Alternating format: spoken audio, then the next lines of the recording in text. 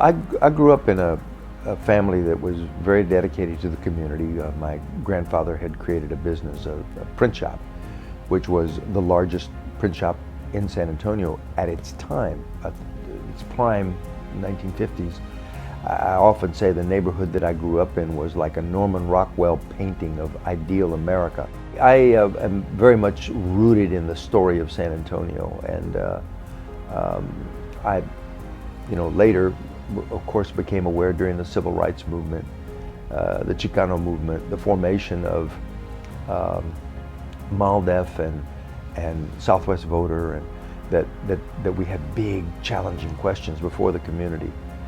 And decided during the time that I was at A&M to commit to urban programs, urban progress.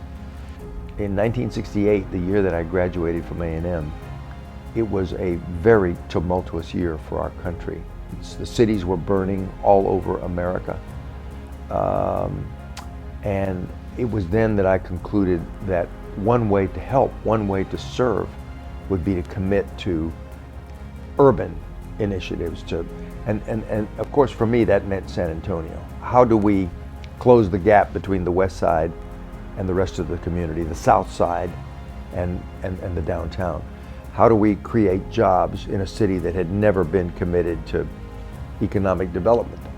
My theory of being on the city council and my rationale for running for mayor, and then the theme I tried to develop as mayor, was that we would advance San Antonio if we took off the lid of the city and let us compete for jobs. Let us do the things that modern cities were doing to create economic development, to attractions and incentives that would bring people to town. And I asked one of the leading builders in town, Cliff Morton, to lead it. And that helped think through what are the assets of the South Side. And I'm pleased to say that we began to be more proactive about what those assets are. And I'm very proud to say that the South Side Chamber, South San Antonio Chamber, has had a big voice and influence in the development. It is critical for the residents of an area to have business leadership that is progressive, organized, coming together, fighting for things, defending themselves. And that's what the South San Antonio Chamber has done over all these years. I'm honored now for what the people of San Antonio did in 1981 that allowed me to serve our city as mayor. And my proudest accomplishments, no matter what else happens in my life, is to have been able to use those 8 years to change the direction of the city and to really bear down on the practical realities of how you create jobs and better incomes and raise people's family budgets and create a middle class throughout our city, including the areas that had been left behind. We created a new consensus on what the city's direction should be, and I think we created a consensus on how we get there. And that consensus now has lasted about 35 years of people agreeing that these fundamental directions are the right way to go. Attract industry, improve our schools, invest in our people, invest in our infrastructure.